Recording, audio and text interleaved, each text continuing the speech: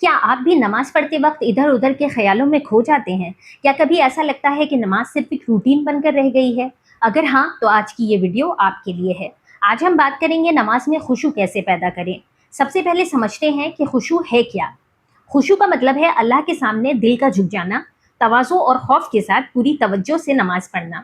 اللہ تعالیٰ قرآن میں فرماتے ہیں قد افلح المؤمنون الذین هم فی صلاتهم خاشعون، یعنی یقیناً مومن کامیاب ہو گئے جو اپنی نمازوں میں خشوع رکھتے ہیں۔ تو خشوع کیسے حاصل کریں؟ سب سے پہلے وضو کو اہمیت دیں، جلدی جلدی وضو نہ کریں۔ وضو کے دوران یہ احساس رکھیں کہ اللہ آپ کے گناہوں کو دھو رہا ہے۔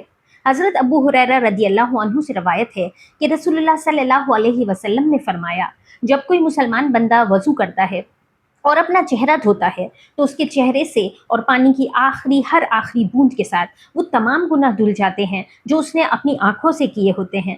جب وہ اپنے ہاتھ کو دھوتا ہے تو اس کے ہاتھوں سے کیے گئے سارے گناہ پانی کے ساتھ مٹ جاتے ہیں، اور جب وہ اپنے پیر کو دھوتا ہے تو وہ سارے گناہ دھل جاتے ہیں جن کی طرف اس کے پیر چل کر گئے تھے، یہاں تک کہ وہ سارے گناہوں سے پاک ہو کر نکلتا ہے۔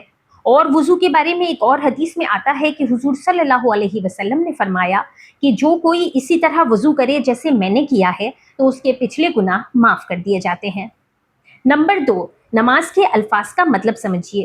جب آپ سورہ فاتحہ اور دوسری آیتوں یا دعاؤں کا مطلب سمجھتے ہیں تو دل زیادہ متوجہ رہتا ہے اور آپ زیادہ توجہ اور دھیان کے ساتھ نماز پڑھ پاتے ہیں۔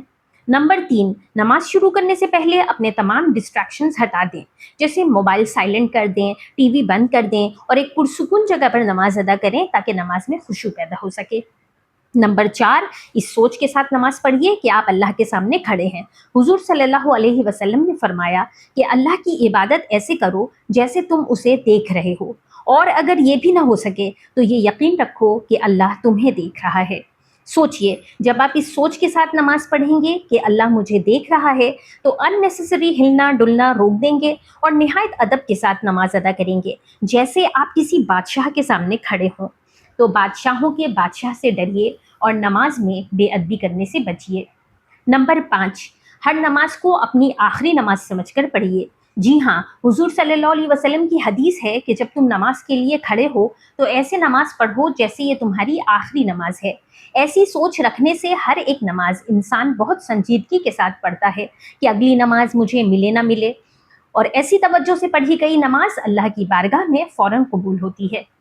میرے عزیز بھائیوں اور بہنوں، خشوع ایک دن میں نہیں آتا، یہ لگاتار محنت، دعا اور اللہ کی مدد سے حاصل ہوتا ہے۔